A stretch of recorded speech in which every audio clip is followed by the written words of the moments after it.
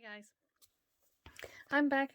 I am going to do a really quick video of how I coffee dye my fabrics, my trims, the cheesecloth, creepy cloth, fabric, whatever, anything but paper. Okay, I will tell you this process is a long one. Okay, you get all kinds of your trims, your laces, whatever you want to dye, and you cut them. I cut most of mine into 12-inch pieces, some a little longer, some a little shorter. But anyways, I took each bundle and I sat there and I rolled all my bundles, and I added layers, and inside the pieces, like this was a piece of fabric, and I put this piece in here, and put a couple of pieces on the top like this, and then I rolled up that bundle. Okay, tied that bundle with a string, baker's twine, it didn't matter, whatever I had on hand I used. And I made, I think, 40 of these, maybe 50. Some were this, wide, some were not very wide. This is a silk ribbon, and as you can see here, beautiful, beautiful, beautiful. And as I'm talking, I'll show you a few pieces. But like I said, once you get your bundles done, you will then get your coffee made however you like it. I do instant coffee with a little bit of tea, instant tea, unsweetened instant tea. And this is silk velvet fabric that I ripped up, and it did really good. It dyed really well with that coffee. And anyways, I make my coffee. I have all my bundles rolled.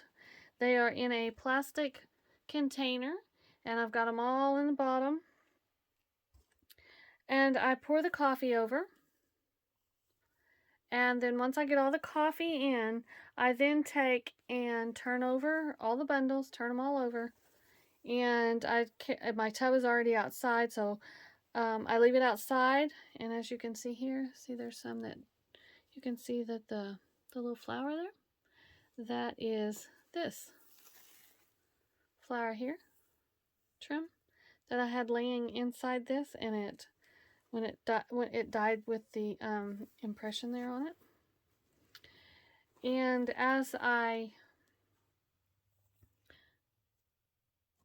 once I poured all the coffee and I turned the bundles, I put them outside.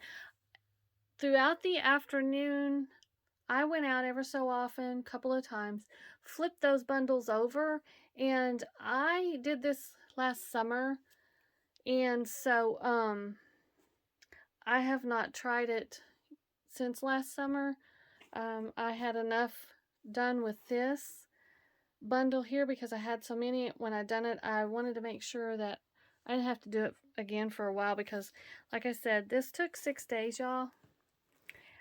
Going outside, turning the bundles every day, bringing them in the evenings. I guess you could leave them out. I didn't want to.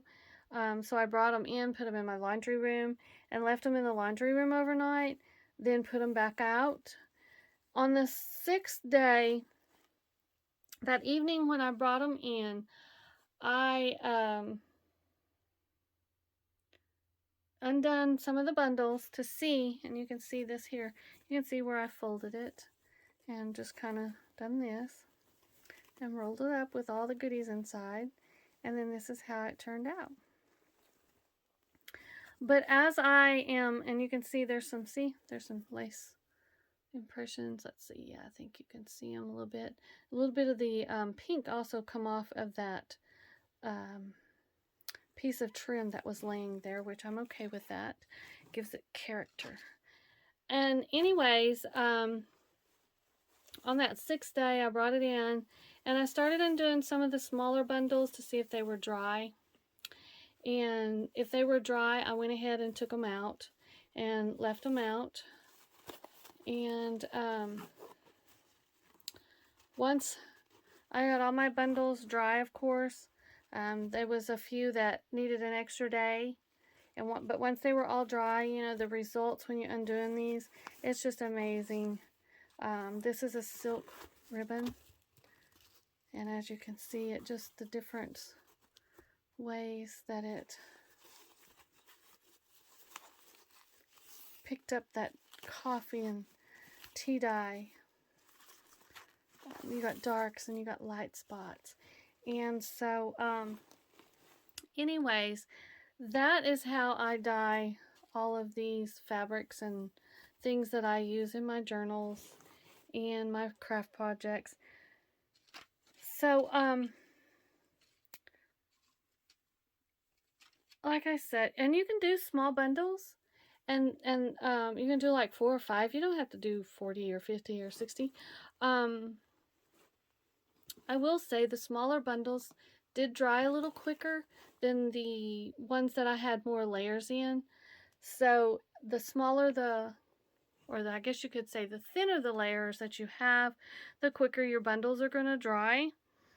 And so I did see this online, and I honestly can't remember who I was watching, and I know that they did small bundles and they left them inside the house. They did not take them out.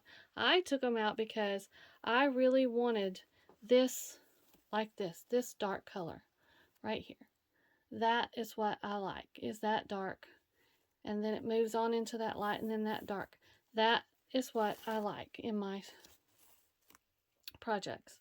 I really love that grunge look. And this to me is that grunge look, the darker and the lighter colors. But anyways, guys, I hope this helps. I hope you understood my babbling on here. But try it and see what type of results you get. Now, I do dye my paper differently than this, but, you know, it's still the same concept. I will take my papers, put them in my coffee dyed, and then lay them out. I have a big patio out back. I just lay them on the, I have those cobble-like stones, and so I get a little bit of different texture laying them on the ground. I also have a large plastic tablecloth that I found at a thrift store that was kind of tore up. It didn't matter to me. I lay that out on my concrete, and then I put down my papers on that, and I'm telling you guys, it results in some beautiful patterns on those coffee dyed papers. Anyways, hope you've enjoyed this. I want to say thank you for watching, and if you are not a subby, please sub. Give me a thumbs up if you like the video. I hope you have a wonderful, blessed day. Bye. See you soon.